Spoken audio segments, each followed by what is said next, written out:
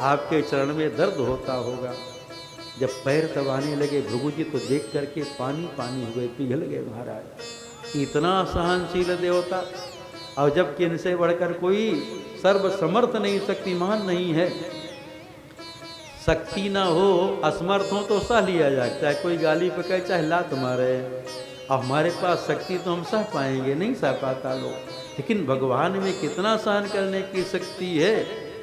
भृगु जी लात मारे उनके छाती में घर में आकर के, तो और सह लिए भगवान।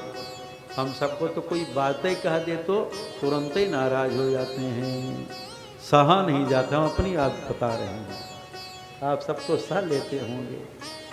हाँ, बातें कोई कह दे तो नहीं सहा जाता, लात मार दे तब तो क्या स्थिति होगी पता नहीं। हाँ? लात मारना सबसे बड़ा अपमान है। तभी तो रावण भीषण जी को लात मार करके निकाला, लात मार कर निकाल दिया ना, बहुत बड़ा अपमान है। लेकिन भगवान नाराज नहीं हुए। भृगु जी आते हैं सभा में, आए घोषणा करते हैं कि भजनी है तो केवल भगवान नारायण हैं, जिनको लात मारने के बाद भी क्रोध नहीं आया। और भगवान और भृगु जी के चरण को अपने वक्षस्थल पर धारण कर लिए। चाहे भगवान नारायण हों, चाहे भगवान श्री राम हों, चाहे भगवान श्री कृष्ण हों, जितने भगवान के अवतार हैं सबके वक्षस्थल में भृगु जी का चरण चिन्ह बना रहता है, अपने धारण कर लिए। तो भगवान में इतना सहन करने की शक्ति है, ये थोड़ा सहन करने की शक्ति होना चाहिए। कोई कुछ कहे तो सुन लेना चाहिए, जल्दी नाराज नहीं होना चाहिए। तुरंत ही नाराज होकर के उलट के कुछ बोल देंगे तो झगड़ा शुरू हो जाएगा, और सह लेंगे तो झगड़ा नहीं होगा। भगवान जब लात सुन लिए तो हम लोग क्या बात नहीं सुन सकते? नहीं, बातें बहुत, बात का जो है बहुत बड़ा घाव हो जाता हमारा। एक महात्मा रमते राम कहीं पहुंचे, एक माता जी थी, वृद्धा थी, संत सेवा करती थी। वो कहीं महाराज क्या बना के पाएंगे? महाराज के खिचड़ी बनाना आसान है, खिचड़ियाँ बना के पाएंगे, उतना तक तैयारी कर दें। महात्मा खिचड़ी बनाए, वहीं माता जी बैठ गई। अब कुछ महात्मा ऐसा बोल दिए कि माता जी को क्रोध आ गया, डंडा उठाई मारने के लिए। खिचड़ी सिद्ध हो गई थी। महात्मा जी खिचड़ी को अपने गमछा में पलटे, बांध के लेके चले। कुछ पानी चू रहा था, रास्ते में कोई मिला, कहा महाराज आपके गठरी से पानी चू रहा है। महात्मा जी कहते देखो पानी नहीं चू रहा है, मेरे वाणी का रस चू रहा है, मेरी वाणी का रस चू रहा है। तो ऐसा मत बोलो कि सामने वाला नाराज हो जाए। ऐसी वाणी बोले कि सुन करके सामने वाला भी, उसका भी हृदय शीतल हो जाए, हमारा भी हृदय शीतल रहे।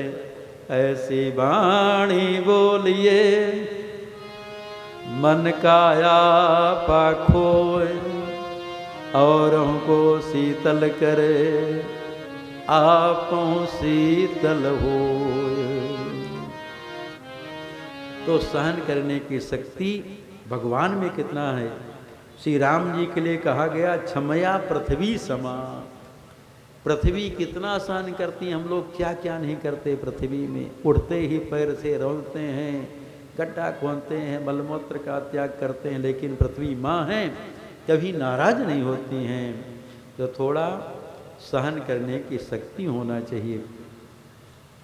भगवान श्री कृष्ण में क्रोध नहीं। एक बार दुर्वासा जी चातुर्मास्य करने के लिए आए, द्वारकापुरी में घूम रहे थे, आवाज़ लगा रहे थे कोई भगत है जो संत सेवा करता हो, मैं 4 महीना रह करके चातुर्मास्य करना चाहता हूँ। जब कोई निकले अपना परिचय बता, मैं महान क्रोधी दुर्वासा ऋषि हूँ, नामे सुनते लोग डर जाएं कि पता नहीं इनको घर में रख लें, कब श्राप दे दें, कोई ठिकाना नहीं। द्वारकाधीश भगवान के दरवाजे पर पहुँचे, आवाज़ लगाए कोई भगत है जो संत सेवा करता हो, मैं 4 मास चातुर्मास्य करना चाहता हूँ। भगवान द्वारकाधीश तुरंत बाहर आए, हाथ जोड़ करके प्रार्थना करते हैं कि महर्षि आप मेरे यहाँ रहें, चातुर्मास्य करें। दुर्वासा जी कहते मुझको पहचानते हो मैं कौन हूँ? महान क्रोध भट्टारक दुर्वासा ऋषि हूँ। भगवान कहते आप तो मेरे गुरुदेव, में अच्छी प्रकार आपसे जानता हूँ, आपको जानता हूँ। भगवान उनकी व्यवस्था कर दे। अब दुर्वासा जी तो देखना चाहते हैं कि इनको क्रोध आता है कि नहीं। सोने चांदी के जो पात्र दिए थे भगवान की पूजा करने के लिए, उनको पटक के तोड़ फोड़ दें। आज जो सेवक रखे गए थे सेवा में, उनको भी मार पीट के भगा दें, गाली बकें, बड़ा उत्पात करें, लेकिन भगवान कभी नाराज नहीं। एक दिन दुर्वासा जी कहते देखो द्वारकाधीश, आज मैं खीर खाना चाहता हूँ। कहते ठीक है खीर बनवा देता हूँ। बहुत बड़े कढ़ाहे में खीर बनी, बढ़िया, उसमें खूब मेवा डाला गया और ऊपर से गाय का घी भी डाला गया। खीर को पलट करके ठंडा किया गया, भोग लगा। दुर्वासा जी पाए, लेकिन पूरा खीर दुर्वासा जी नहीं पाए, बचा जो थाली में। दुर्वासा जी कहते देखो द्वारकाधीश, इस खीर को तुम खाओ। भगवान श्री कृष्ण वो संत का शीत प्रसाद पाए, वो भी नहीं पूरा पा पाए, बचा। दुर्वासा जी फिर आज्ञा देते देखो द्वारकाधीश, इस खीर को अपने पूरे शरीर में लपेटो। भगवान श्री कृष्ण उस खीर को अपने शरीर में लपेटते हैं, एक बार भी नहीं बोले कि जूठा है मेरा भी आपका। देखो संत महात्माओं की आज्ञा का पालन करना चाहिए, नहीं करेंगे, नहीं बात मानेंगे तो बहुत बड़ी हानि हो जाती है। साधु अवज्ञा तुरत भवानी, कर कल्याण अखिल के हानि।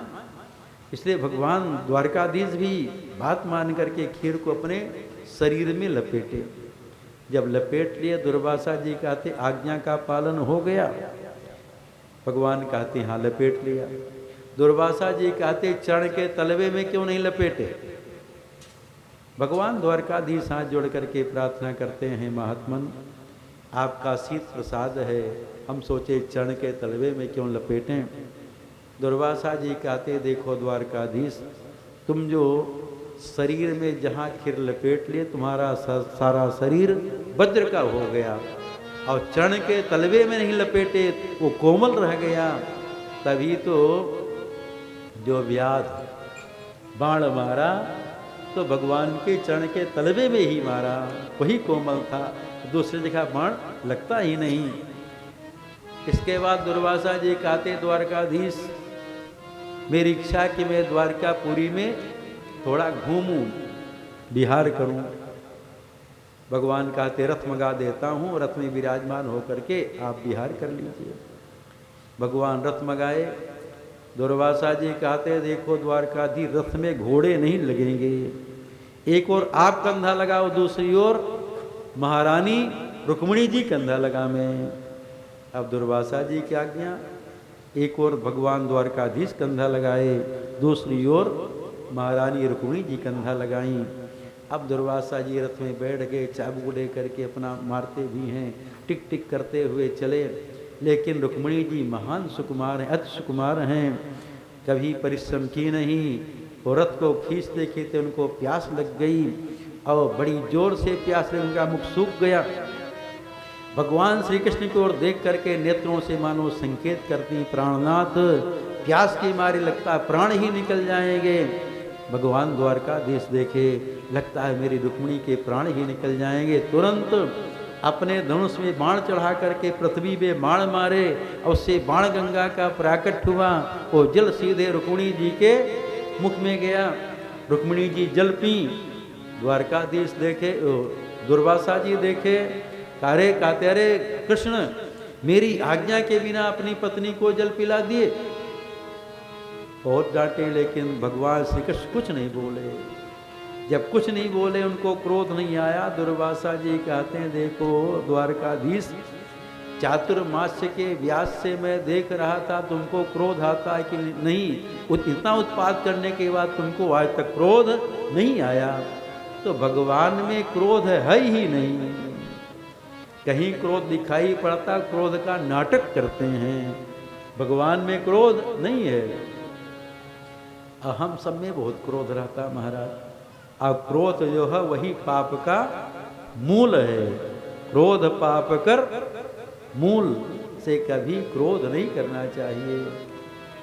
क्रोध आता है, भगवान का नाम लेने लगे तो क्रोध शांत हो जाएगा। भगवान को मन ही मन प्रणाम करें तो क्रोध शांत हो जाएगा। लक्ष्मण जी को बहुत क्रोध आया जब जनक जी बोले पृथ्वी वीरों से खाली है, बहुत क्रोध आया। लेकिन लक्ष्मण जी राम जी के चरण कमलों में प्रणाम किए और तब बोले। तो क्रोध आवे तो भगवान को प्रणाम करे, तब क्रोध शांत हो जाएगा। और तुरंत भिड़ गए तो भिड़ गए महाराज, झगड़ा बढ़ जाएगा। से संत महात्माओं में सहन करने की शक्ति होती है। तितिक्षव कारुणिका, बड़े कारुणिक होते हैं, बड़े दयालु होते हैं और सबके सुहृद होते हैं। सबके सुहृद होते हैं संत महात्मा। और सबसे बड़ा लक्षण है उनका कोई शत्रु नहीं होता, शांत होते हैं, अनन्य भाव से भगवान की भक्ति करते हैं। भगवान कपिल कहते हैं कि मेरे लिए घर को छोड़कर, परिवार को छोड़ करके मेरी शरण में आकर के अब मेरा भजन करते हैं, मेरी कथा श्रवण करते हैं, कथा का गान करते हैं, कथा श्रवण करके मेरा गुणगान करके और तीनों तापों से वो मुक्त हो जाते हैं। ऐसे संतों के पास में जाएं तो संतों की कोई अपनी कथा नहीं होती, संत महात्मा भगवान की कथा सुनाते हैं। सतां प्रसंगां मम वीर्य संविदो भवन्ति हृतकर्ण रसायना कथा तज्जोष्णादास्वपवर्कवर्त्मनि श्रद्धारतिर्भक्तिरनुक्रमिष्यति। तो ऐसे संतों के पास जाए, संतों की कोई अपनी कथा नहीं होती। संत महात्मा भगवान के पराक्रम की, उनकी कृपालुता की, दयालुता की कथा सुनाते हैं। जो कथा रसायन है, कान के रास्ते से अंदर पहुंचती है, अंदर का सारा विकार नष्ट होता है। और उसका सेवन करने से, कथा श्रवण करने से भक्ति के रास्ते में पहले श्रद्धा उत्पन्न होती है, अब फिर रति, अब फिर भक्ति की प्राप्ति हो जाती है। श्रद्धा रतिर भक्तिरनुक्रमिष्यति। बिना सत्संग के आज तक किसी को न भक्ति मिली है और न मिली थी और न मिलेगी। जिसको भक्ति मिली सत्संग से ही मिली, क्योंकि संतों का जो संग है पहली भक्ति है। ये सत्संग में जो आनंद है वो आनंद कहीं नहीं है। कबीरदास जी सत्संग कर रहे थे, श्री राम जी का बुलावा आ गया। सत्संग करते करते कबीरदास जी रो पड़े। जितने श्रोता बैठे थे कबीरदास जी से पूछे, आप क्यों रो पड़े? कबीरदास जी कहते हमको राम जी बुला रहे हैं। सब श्रोता कहते अच्छी बात, सब श्री राम जी के पास जाना चाहता, आप क्यों रो रहे हैं? कबीरदास जी कहते हैं जाना तो चाहते हैं, लेकिन भैया जो आनंद इस सत्संग में आ रहा है वो आनंद वैकुंठ में नहीं मिलेगा। राम बुलावा भेजिया दिया कबीरा रोए, जो सुखया सत्संग में सो वैकुंठ न होए।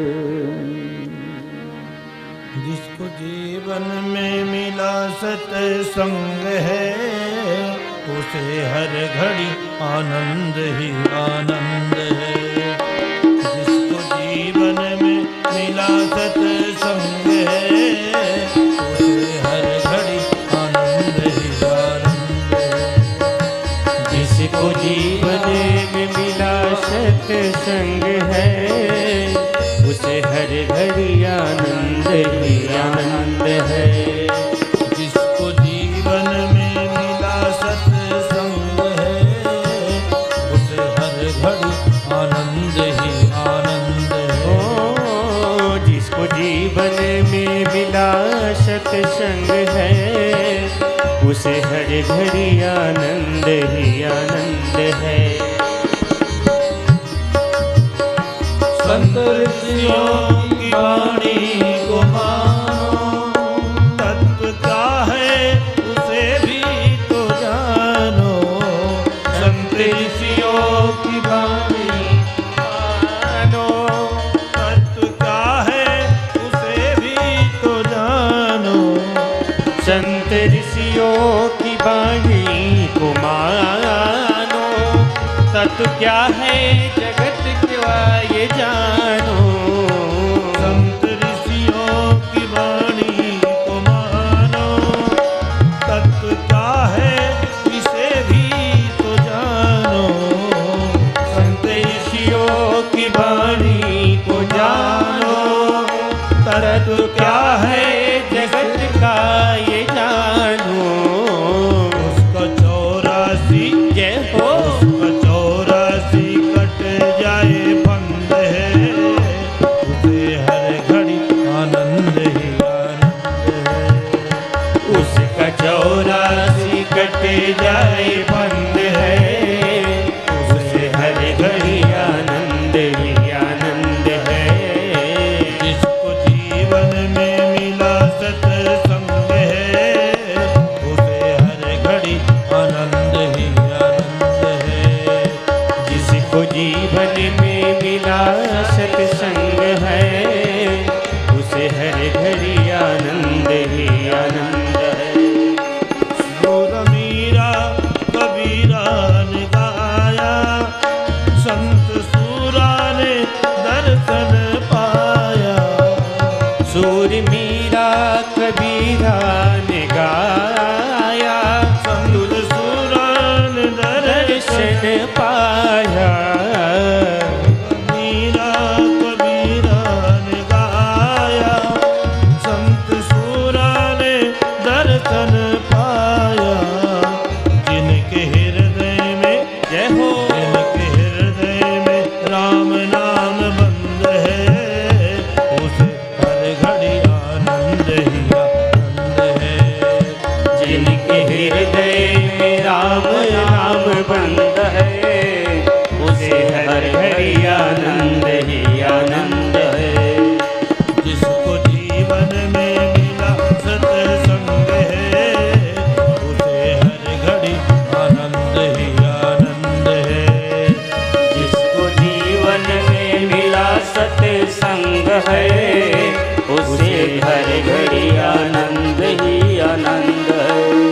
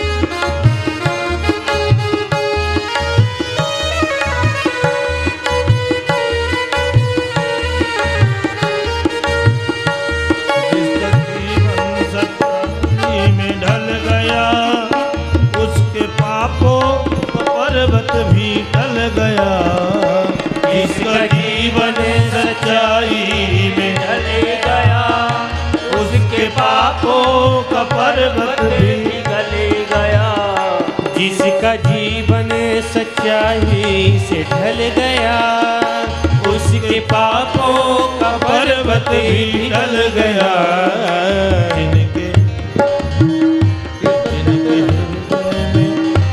जिनके हृदय में राम नाम बंद है, हर घड़ी आनंद ही आनंद है। जिनके हृदय में राम नाम बंद है, उसे हर घड़ी आनंद ही आनंद है। जिसको जीवन में मिला सत्संग है, उसे हर घड़ी आनंद ही आनंद है। जिसके जीवन में मिला सत्संग है, उसे हर घड़ी आनंद ही आनंद है।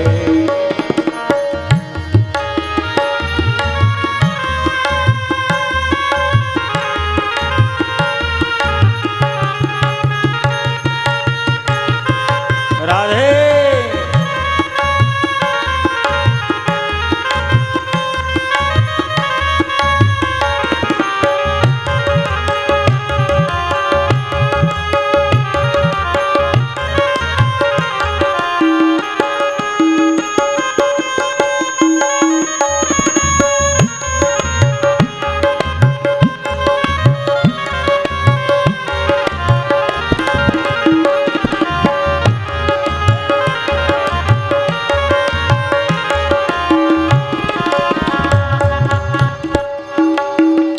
स्वर्ग जाने की इच्छा नहीं है, मुक्ति पाने की इच्छा नहीं है। स्वर्ग जाने की इच्छा नहीं है, मुक्ति पाने की इच्छा नहीं है। स्वर्ग जाने की इच्छा नहीं है, मुक्ति पाने की इच्छा नहीं है। स्वर्ग जाने की इच्छा नहीं है, मुक्ति पाने की इच्छा नहीं है। साधु संतों में परमानंद है, उसे हर घड़ी आनंद ही आनंद है। साधु संतों में बड़ा आनंद है, उसे हर घड़ी आनंद ही आनंद है। जिसको जीवन में मिला सत्संग है, जय श्री राधे। घड़ी आनंद ही आनंद है। जिसको जीवन में मिला सत्संग है, उसे हर घड़ी आनंद ही आनंद है।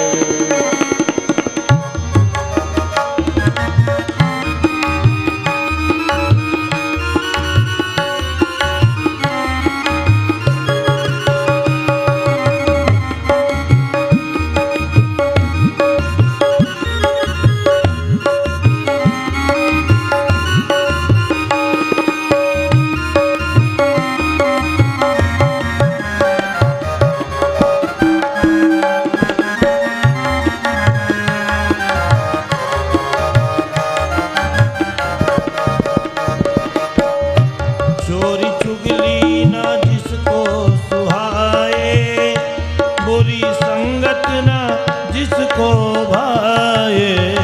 चोरी चुगली ना जिसको सुहाए, बुरी संगत ना जिसको भाए।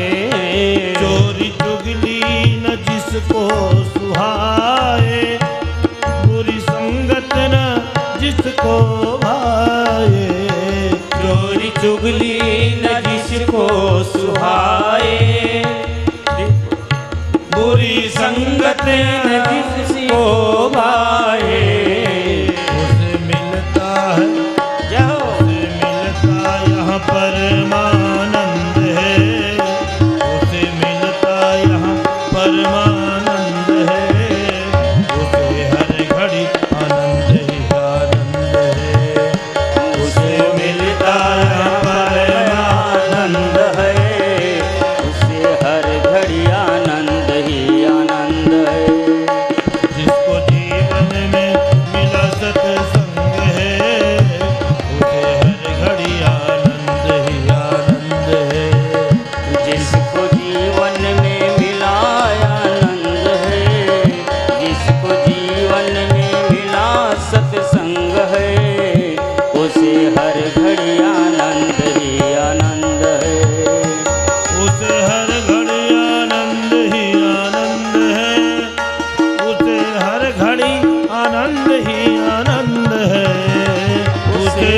घड़ी आनंद ही आनंद है, उसे हर घड़ी आनंद ही आनंद है।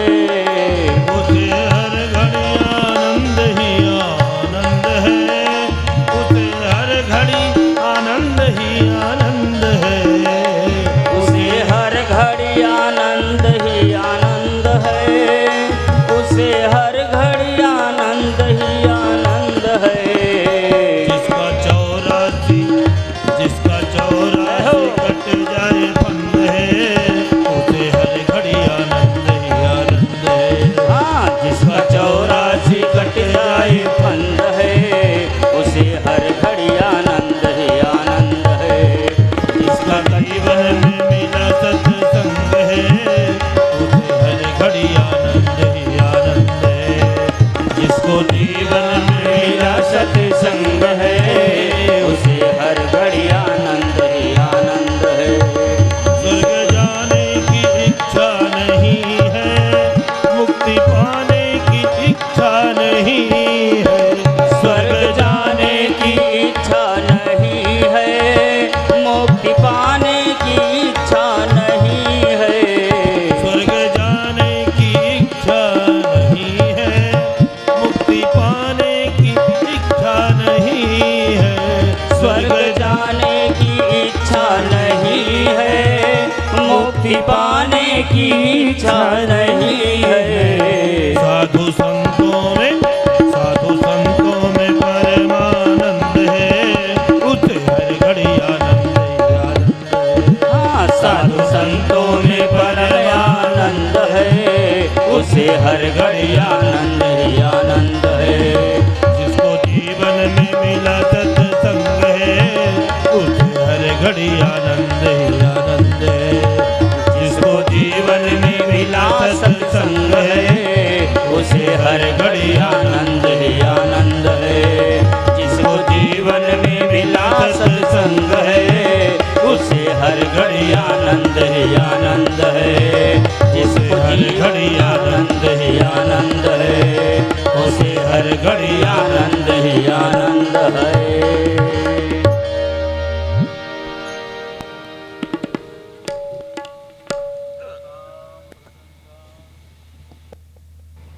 क्या बात है भाई। सतां प्रसंगान मम वीर्य संविदो भवन्ति करुणरसायना कथा तज्जोष्णादास्वपवर्गवर्त्मनि श्रद्धारतिर्भक्तिरनुप्रविश्यति। फिर भगवान कपिल अष्टांग योग का वर्णन करते हैं, जीव की गति का वर्णन करते हैं, उपदेश करके कहते मैया आपका सारा अज्ञान समाप्त हो गया होगा, अब मैं यहाँ से जा रहा हूँ। भगवान कपिल वहाँ से सीधे जहाँ गंगा जी समुद्र में मिली हैं वहाँ चले जाते हैं। बोले कपिल भगवान की जय। कपिलोपाख्यान की कथा को जो श्रवण करता है उसे भगवान गोविंद के चरण कमलों की भक्ति की प्राप्ति होती है। महाराज ने अपनी बेटी आकुति का विवाह रुचि प्रजापति के साथ किए और प्रसूति का विवाह दक्ष प्रजापति के साथ में किए। दक्ष और प्रसूति से 16 कन्याओं का जन्म हुआ। दक्ष अपनी 13 कन्याओं का विवाह धर्म के साथ में कर दिया। धर्म की 13 पत्नी हैं श्रद्धा, मैत्री, दया, शांति, तुष्टि, पुष्टि, क्रियोन्नति, बुद्धिर्मेधा, तितिक्षा, ह्रीर, मूर्तिर्धर्मस्य पत्न्यः। श्रद्धा सबसे बड़ी पत्नी का नाम है, मतलब बिना श्रद्धा के धर्म हो नहीं सकता। बिना श्रद्धा के धर्म नहीं होगा। श्रद्धा नहीं होगी तो कथा में भी लोग नहीं बैठेगा, कथा भी समझ में नहीं आएगी। श्रद्धा के बिना कुछ धर्म कर्म हो नहीं सकता। सब पत्नी के एक एक पुत्र, और छोटी पत्नी मूर्ति के 2 पुत्र, नर और नारायण।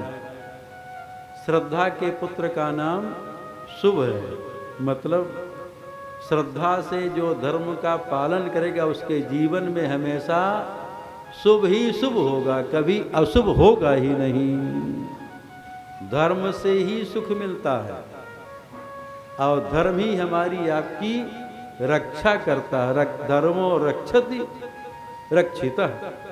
यदि हम आप धर्म का पालन करेंगे, धर्म की रक्षा करेंगे, धर्म ही हमारी आपकी रक्षा करेगा। और धर्म को छोड़ देंगे तो नहीं इधर के रहेंगे ना उधर के रहेंगे। से श्रद्धा से धर्म का पालन करने से हमेशा शुभ होगा।